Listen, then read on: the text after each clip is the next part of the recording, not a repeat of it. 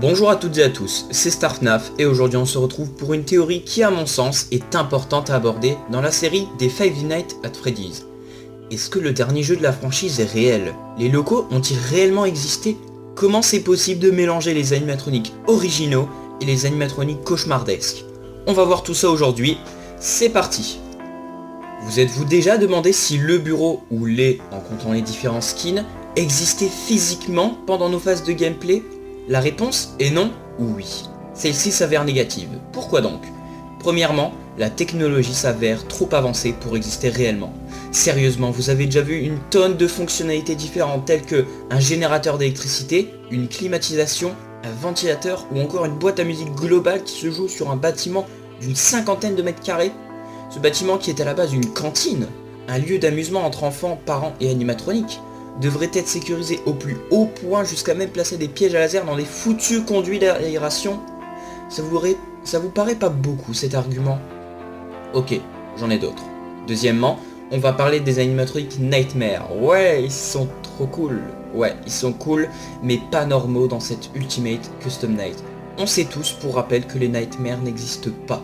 Je veux dire qu'ils ne sont pas présents physiquement dans le monde où se passe Five Nights at Freddy's.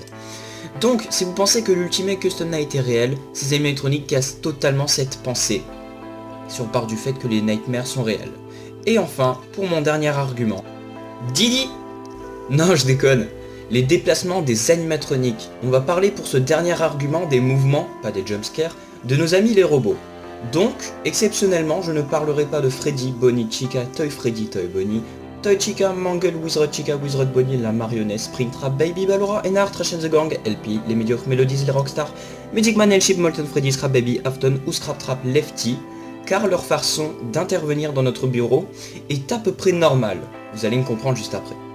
Tous ceux que je n'ai pas cités seront ceux que je critiquerai dès à présent. Ok, donc pour commencer, on va parler de Foxy.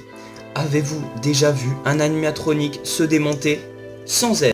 Sans quelqu'un pour le détruire? C'est pas étrange sérieusement qu'il se détruise en partie corporelle et qu'il arrive à se reconstruire au moins sans l'aide d'un humain?